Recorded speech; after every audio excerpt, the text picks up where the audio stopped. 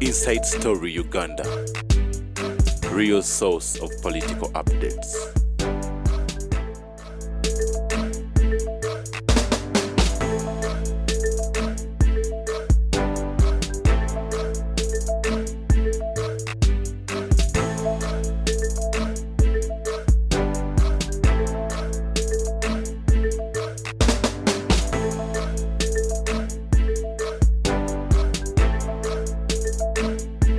Inside Story Uganda. Cheke change ebinyebwa. Nengo linga alagula. Mbagambye muve ku sente z'abanaku. Mukirize Museveni awaba naku sente. Abantu bajja kuza balance mu kibuga. Mbabulidde. Bwenda balance listing abekyalo baga list ya bantu 10 tulabako basatu nga n'omu yafa abena mungona babadde wano buli wamu bivuyo myerere wano mu Kampala. And sleep this busuma over. Allow Museveni's money to reach the population. 2, put in place structures that enables the country to work. Abantu tebayinza batambula ebweru Kenya bakola Kenya mu church basoma what ebya Uganda byakababitya ebya Uganda byo byakababitya ngendo kulaba ngo omukazi atudde mudira laba gataliko nvufu nenga siya mutawa kasana bitumu baze nanti kubana kaju tuma bazitalinya mu nyumba yange kale TV eyo yo bweba nga yagenze ensungu badoli mukutubulira abasirikale bajja kuzina wanchekechya omusajja yagenda naleta kape wakeri emmezi agenda okuzukuka nga kapa n'emmezi ziri wancheke change ebinyebwa stolome cheke change ebinyebwa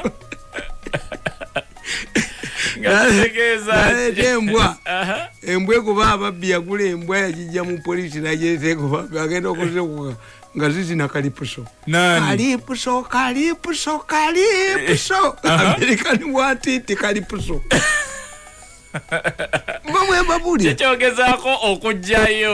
we must solve this Kalolo issue because we've lost the battle when other countries are doing it better than us. When people travel, abantu batambula ebweru bagula ebintu ebweru, they come back and they compare. If you read the French Revolution, abasajja balafayeti abagenda okulwanira mu lutalo American War, yes, when they came back, what did they do? Bala bibyali eri nabone basabe nchuka chuka ti abantu bagenze Kenya ne balaba nti bo mu church basoma bagema abantu 15 per day. Kenya yingira mu Uganda emirundi 5, Uganda yingira mu Kenya emirundi 5. You will lose the monopoly on information. 2, if you believe nti mumija kubba sente obudde ne bucha omusajja yaje wange mukubulidde ti yali yagala drone zange 10 yenga rozandi disparity in parking yagala kola funeral company million settle buli mwezi nenjiremera kakati funeral company zikyakola within one month Diana kasa sente zayingidde sente za Uganda zagobya akalolo COVID is nowhere. Even silence and nowhere. Even what is it? Tuina kitwita flash floods. Simataba. Ni amazo kubimba. Gagenze. And are you going to do it again? Kakati yabuliddewo yo COVID. Yali staged. Nabaganti mafia bakwata igamba yogedde tekali yonze ngamba je kali mukazanyiramu. You are profiting from it. Na wandi kakatapa kange the mafia COVID mafias. Tebuli kimu mukizanyiramu. Neje munako mukizanyiramu abana bayo kyesomero kubaliisa buli kintu. You are lucky nti mukyayina Museveni abantu gwe bakkirizamu. This is where I come in. Ti Museveni yaba negotiating the sentences baleetera.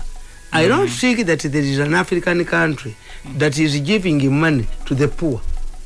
It's only in Uganda, but you don't appreciate it. Era deliberately bade batumiza nabanja sizani. Kagane gamba nti obuzibu webuva nti Museveni talina opposition. Opposition irimu enali mu mwennyini eyagala okusuula Museveni. Bo balowooza nti Museveni bw'avaawo bo basigaza power. Kyovula nti byakola byonna ye ab'omubi kyemuyambi era I'm going to retire. Ogenda ku retire? Yes, muyambi mutusiza bwe mutuusa. Abaganda baga nti bw'olwa ku lubimbi ulinya jova I've worked for these people. I've helped Museveni. Nti abantu mbayambye okubajjamu omutima ogulowooza nti Museveni ye mubi. Museveni si ye mubi. Sente azibawadde mu budget. Barayizinze sente bahamu bazireese. Diana ye ne mulamu we tumwebaze bo bazimba apartments na jero. Challenge mimba kubemba malewo. You challenge me. This is the corrupt challenge me. Bawane ko obugulu. I provoke you into battle. Didn't you meet somebody?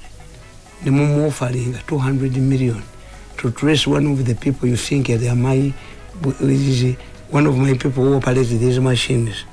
Didn't you get a photo of a man in a jacket and glasses? Didn't they tell you nti ebyuma tebiri wanga tebiri wanga? Uyagala kuba 200 million. Mwenda said, oh, it is a good idea. Even me can contribute to 3 billion, we don't reach at 10. But if you can raise 13 billion,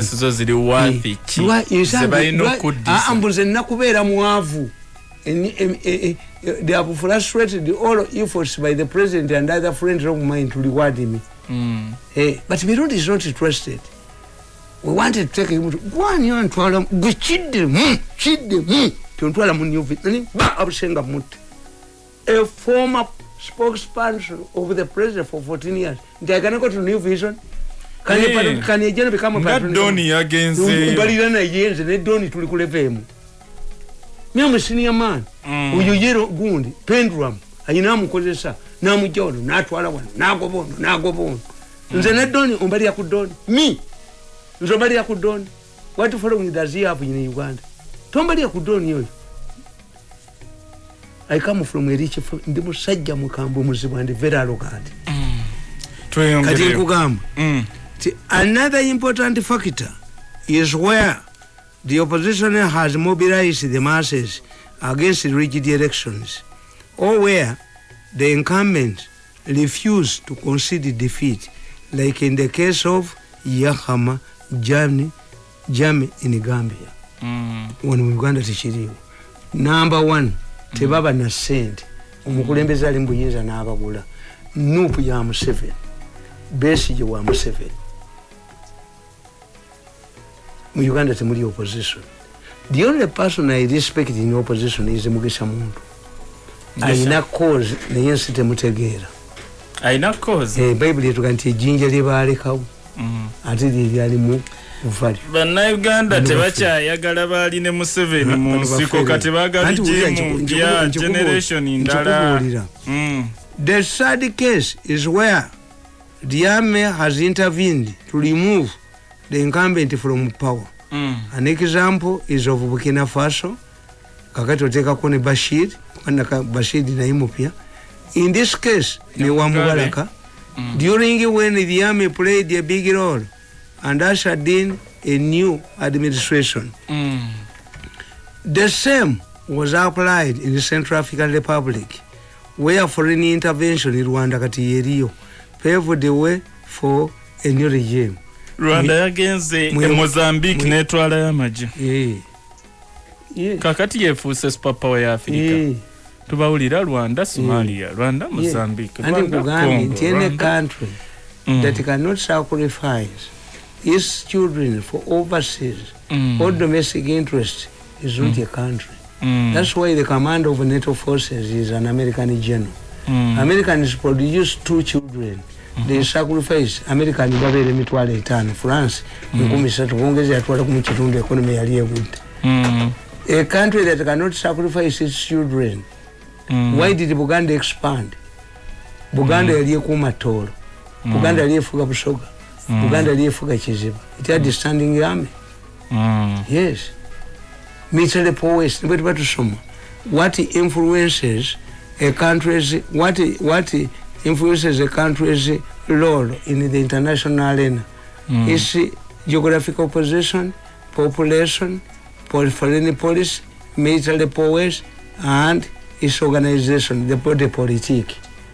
The Kenyans recently were peacekeepers. They have now turned into combat. UN at first were peacekeepers. Today, UN babuuzanga nti where will UN get its army teyina baana. Yes, Bangladesh gets much of its budget and budgetary funds from peacekeeping. We read. Some people call us drunkards, but we drink, we read. Finally, number 4. The death factor can also stop the incumbent. Chovula Babika Museveni. The death factor. The military cannot top a government. Baji basuza, General Gay Baji Masuza, my Ivory Coast. Banababukina Faso Baji Basuza. Yes. Amajega figure educated cannot contemplate. Your soldiers can overthrow a popular government. Bajiga Suza. Military Teriyo, Tesoboka, Desigundi, Mubike, Neabikamunde Yafa. Abikamunde Yafa. Yes. Kagati Nkogamu. Unfortunately for Ugandan opposition, all of the above factors do not and have not applied. Uganda's situation is very unique. I've always compared Ugandans to a divorcee who has almost seen it all. In the mid-80s and 90s, a political wave of change swept across the African continent, ridding it of single-party dictatorships, with each being replaced with a multi-party system. Surprisingly, Uganda remained an island. The North African revolutions of 2020 did not affect Uganda either. To some political landscape. We must mitigate the revolutions of North Africa. Revolutions of North Africa did they emerge? Bano beba biresi. Ntikasita mubalaka yayongeza engano yayina kubu. Bashir. Omugati. Yes. Kale is an oil producer. Bashir the most powerful Sudanese leader. Buli muntu yene yakolanga concessions in the southern Sudan. Nga bamujjako. Yejjako twabi n'abeerawo. Where has he gone? Mwana muwala musisi wa chapati. Government eringa pichipichi ekikongoliro n'ekivuvumira kijikuba ekigo. Omanyi nti wa pichipichi ekivuvumira kimukuba ekigo. Omanyi nti ffe mu Baganda tetuloga wa pichipichi. Owa bodaboda ne bwakubako omukazi tomuloga yafadda mufu. Lwaki? Anti ffe Abaganda amayembe gatambulira ku bodaboda. Ekyokubiri tebayinza kuga nti bannange bodaboda yaweddewo naye yagivuga mulamu. Ye bode kase ekivuvumira kimukuba eriiso.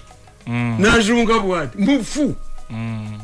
Ekikongoli ekikuba pichipichi ekigo n'ekivuvumira ne gavumenti bweri. Enjovu akasisi kajiyingira mu kutu ne kagitakula. Kakati yo kyekola kuba mutwe gwayo omutwe kafulume nga kana akalolo nti mwe abantu mubagambye nabagamba nti loko singa abaana bakusomero bafuluma mu lunch time ne babaga nti emmere tennajja naye ku ssaawa 9 babalinze akadde kavuge bagende bali emmere bagenda okulaba nga pick up egitwala bakola ki bekalakasa boki essomero. Ugandans did not demand money from you. You did it on your own. You have excited everybody. Still eat and see. It's not a Nabanja issue. No. It's an issue of NRM leaders. Baiso bebali badde bali mu bintu bino. To ensure gwe kikatugeze singa oyita abantu kumukolo mu muli basiramu. Noga kamba webuyi mwenge sijja kuva. Bwe batamira tebakutagwe. Abo batamira tebakutta. Obanga n'omukazi gomanyi nti bw'okola bbaala n'ogiteeka mu mukazi wo oyina okuleeta mu abawala abalungi abasinga mukazi wo abaleta okunywa omwenge babakwane bw'aba mukazi we abasinga obulungi bakwana mukazi wo era bwe kiri ente ennume bagiteeramu enduusi 20 ekuba sengenge n'egijjawo. Yes, abantu tobasuubiza kintu kyogenda kukola ki kubawanga tebannakikusabako mwe mweta out of goodwill eya Museveni yagambye nti abantu bange kamba w'emitwalo emeka 10 but Museveni does, if the Pope had decided tibuli mukatuli kyafuna emitwalo 10 yali gifunye. Why? Banti baali gambye nti tetuswaza papa. papa tetukola ki neno tebayina mutetuswaza mu 7 kabaka akyale ewantu abagagga ne beekwata nti kabaka agenda gabula ne bakwata sente ne bagula ebintu waliwo ayogera nti bali tebatta gundi oyo waswa biriko nti nze nasuzanga kabaka gwosuza kabaka gwe olw'ekitiibwa kya kabaka waabwe nga baagala kabaka waabwe abaganda baga nti kabaka agaba biyingula toyizaga nti ewa kabaka mu lubiri twalidde akanyama katono to consolidate obuyinza kabaka ne bwaba mutamiivu ne bwaba ayina ekibi kyakoze abaganda baga nti atabalangira balimu amagezi oyo afaananyi jjajjawe gundi to protect their institution kakati bobano tebayina bwongo nakulumilwa to protect Museveni singa baprotectinga Museveni sente za Museveni zalikoze eki naye buli Museveni sente zabawa tebazituusaayo okumufuula omulimba bananga baŋŋambye tewali bantu batalina tribalism abageso tebawambye akatale k'ennakasero ate lwaki babasomba busombi anti ala DC wa Kampala mugeso hudu sokoli omugeso yawambye akatale k'ennakasero nabo bazze mu kintu abanyankole tewali muntu atayi Africans we feel comfortable when we are with our tribes. Nga tubadde n'abaffe basekandinga evaisa hapo parliament yatwalayo abaganda sekandinga speaker abaganda not a tribe abaganda in nationality nina mutabani wange ne yaffe yali nsi nina mutabani wange namuzala mu Western nadde mbagamba jjo zeri muganda mugagga atayina nti na mukazi muyima nimbaga nti ekigambo bulange mukimanyi obusubi bulange obuganda bulange abaganda abasooka baali babayita bawawa the first name of Buganda is baali basajja banyindo nene nga ba Paulo Muwanga ba Kisekka we are a mixture nti abaami baaleetanga abakazi abalungi nga bebasooka okulondamu abaganda Buganda kiva mu Buganda embando omuganda twasomera mu primary kamugwe muganda tuyina mutemwabira bako tuyina akafumu ngova kuandika kutaka nodda kabaawo nodda kuandika kafumu nga buli desk eyo neri mu mwoteeka bwino kyali kya kibuto bwekiti kipeni akafumu temwakawandiisa kakati tetimisa malayisi mbagamba nti bino byonna gavumenti ebaddewo Museveni bamukolimira tafu Museveni yayina ya controlling a boss parties opposition ne government yiye ne muyiye mwe mufutu so mulabe omulabe we bagamba omulabe wana abiranga wa mu nyumba yo kakati nkugamba unfortunately for nkugamba the question is why lwaki wenna wandikira ebintu bino Museveni yali comfortable nga bino byonna biganye nga abafere bana abagaggawadde abaana bakkiriza ne bagaggawala ti omusajja yagambye ti okubonabona ne Tamale Mirundi ntaddewo biliyoni 10 tugule omusajja awoperatinga ebyuma bye abituwe mwenda n'agamba nange bw'aba gyali ntaddewo biliyoni 3 ng'omusajja agenda obatuusako eyabatwalidde ekifaananyi gye baatudde nga mbakwata ku video ku satellite ayagala miliyoni 10,000 how much money do these people have nga bayina ettooke banna naye gwe n'omala n'olya enkoko akagudde wansi nako n'okayoolayo akakunkumuka kapa zikuluma engalo yes obutamatira you would even be investing this money nero lwaki tebatuwa ku ttooke ettooke engeri gy'olyongera ndirabika livuluuje yabadde ne mwenda yagambye naye waliwo abaagala okubba ekirombe kyange ekyebuyikwe naye ono si Mirundi nedda ky'abantu ekirombe si kyaggwanga anti mbu bamugambye nti akiwandiise bamuwe permission nga gundi gavumenti eyo oyo si Mirundi naye lwaki ze bakubanze oyagala obwa pulezidenti kyekikukubya omwana abaganda kasabala bw'omwana agenda okumera amannyo nga tannatambula tumusiba ebikolokomba kati banno bakusiba ebikolokomba era kana akavuyo kemubika Museveni ejja kulaba gwe baasizza omutwe nkubuulidde abakazanya akabadde Museveni afudde balina be baagala okusalirawo emitwe essaawa eyo gwerinda Museveni yalagidde security enoonye mangu abali mu byokubika abikebyo babakwate agambe nze mbamubuulire obamanyi.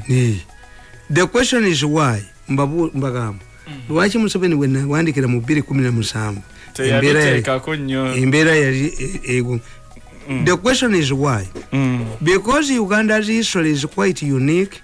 Ugandans went through the UPC Bikaaye struggles of 1966, the Idi Amin murderous regime that left 500,000 Ugandans dead, the military juntas, UNRF, and finally the NRM takeover in 86, which came up with innovations I mentioned above. Such a people, Ugandans, are not excited about change, and that's why saying is like Golabyeko Mwana, which carries the same meaning as a bird in the hand, is better than the two in the bush, are popular. Thirdly, tweba kutulo. Nabaganti, okweba kakutulo temanyi kitegeeza. Omuganda bwaganti tetwakombye ku mpeke ya tulo. Obuwe mulanazaala. Okweba ka otulo kirala. Okweba ka ku onuto nakyo kirala. Okitegedde? Kitegedde. Omuganda kasaganja onsomesa. Tetwebase ku kutulo. Sebase kutulo muganda wange. Ku kitegeeza amakama tabufu. Onuto ku okweba ka otulo siramba. Okweba ka ku nokombe kumpeke ya yotulo. There are different things. Kakati bana abaganda baga tweba ka kutulo kutopu. Kubanga bagendanga mu makanisa na mizikiti nga gye basula. Nga mmese yinza okuluma omutwalo. Nga toba musajja nnyo okuga nti emmese erumira omutwalo mu kereziya. Bikira Maria bwakkuba oluyina ofiira ddala. Ng'ate nkugamba, thirdly, the opposition in Uganda is dominated by people. Nze ontyanga. Nabalabula ne mbaga nti abo bannaba abava mu Western Uganda tebasobola kuba Museveni kigwo. Nabagamba, thirdly, the opposition in Uganda is dominated by people from Western Uganda. Simanyi obono Muganda nga akyobulira ayagala ennyo obwa president abulota n'obbulota. Thirdly, the opposition in Uganda is dominated by people from Western Uganda who have turned the battle for leadership of the country into obubanyankole kweterana cooperative union. After 30 years into power, it would be political naivety to expect that another Westerner would take a power in Uganda. This situation renders the presidential bids of people like Mukwano Gwangoli, abwagala ennyo, Jeno Mugisha Muntu, noli gwenjogedde, Dr. Kizza Besigye, impossible, because people from other regions will regard it as sheer arrogance. This gives Yoweri Museveni leverage over other contenders from Western Uganda. Finally, the opposition has avoided championing popular issues like fighting corruption and the invasion of the informal sector by mafias. In Kenya, Raila Odinga keeps the government on its toes over matters of corruption. In Uganda, it's the opposite. The opposition avoid engaging in the battles against corruption. Why? Simply because they are beneficiaries. Okay. What's more, high-ranking members of the opposition served under Museveni and therefore share the mistake of the regime. In the public eye, they are as guilty as Museveni himself. In politics, once you wait to be sacked, you cannot go with your political crowd. It is always advisable to ballot the way Levi Patrick Mwanawasa did when he resigned over the stinking corruption in Chiruba's government.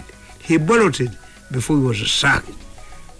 Besigye n'olinda bagobe, Mbabazi n'olinda bagobe, Mugisha Muntu n'olinda bagobe, Tumukunde n'olinda bagobe, togenda na political crowd. Tubula zina political crowd. Nagana kugenda okunhumiliating. Can I go to New Vision? Nagana genda kwa assignment yokubiri. Can I be an advisor? That when I wanted to draw the attention of the president, then I write through the minister. Wandika minister for presidency. When for 14 years I've been writing directly to the president. ngatumba omba Tamale tuve Baganda is only a witch who goes back, who moves backward. Toyinza kunzija kuba press secretary nontwala kukulira New Vision. Omulogo yatambula kyennyuma nyuma. Kakati New Vision yali under a board yani agikulira. Ebyo tobintwala mu nakula mangu. Namera mwange ebirevu. Nasikira bwosikira kitawo ng'oli baby ufuga Baganda. Waliwo byolina okufiirwa. You cannot be a deputy headmaster in a school you once headed. It's only in Israel whether you don't have money power. Nti power rotates. We talk about prime minister and force president yakoze because many people, you go to some countries, Nordic countries, women are in charge of politics. The men are allocated somewhere else. Kati nze toyinza kumpa kifo kirala. The best way ki president biyampa kukola business zange nakola ki ono muganda angaziremeseza yalowooza nti instead of talking to me nalabye ng'omuntu omwamugamba tinaye president yateekawo committee obintu by'omwami ono babimukolereko. Why did you talk to this committee? Anti nanga andi bubi, I've lost money. Do you know where we have come from? Gwe yakajema gombe olwani ekirombe kya golodi media downloading bino byonna osobola bifuna nga biri waneno ku YouTube. Cooperative Bank yateeka wakalango tusibula okuva Cooperative Bank yateeka nga wakalango ng'embuzi bbiri zeesika emu kyava egamba gine waayo why don't we cooperate ne tuli omuddu onsika naawe nkusika kati nange nkuba business ze naye akuba project ze Mister, why don't you cooperate? Tewali yayagalira munne mukazi. Naye mbabuulira nti omusango gwa organize gutandika ku Tuesday.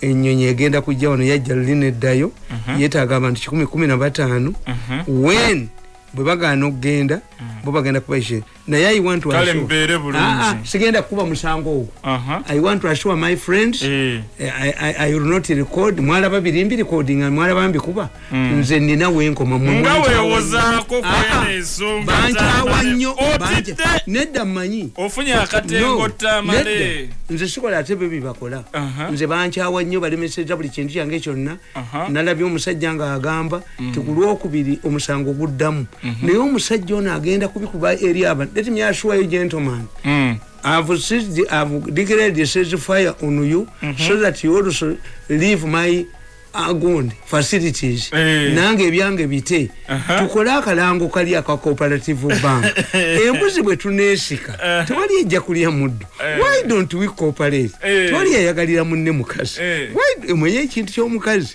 tekisonyikika naye kati ovudde ku line eri ku nsi mu kabuli ne mugula tetugenda kwogeraganya naye omwasigale gyali avugira muleeni ye omusajja munne namutunuulire nagandi banaye omusajja njavuwaziza buli kadiru kange konna akakubye buli kadiru kange konna ekitiyombesa naawe kwata mu nva zange ebitamiivu biyima nanyini mwatamidde tokwata ku mmere nanyini mwatamidde mwenye bagana abakazi abatunda omwenge abasajja basooka kwekino baawo omwenge atamiire bo bamwijjewo naye ettamiivu eggezi ligenda nerikugamba nanyini mwatamidde tokwata ku mmere nanyini mwatamidde tokwata ku mmere nange muve ku facilities zange mubeere bulungi mweraba 3 abankumire mwebale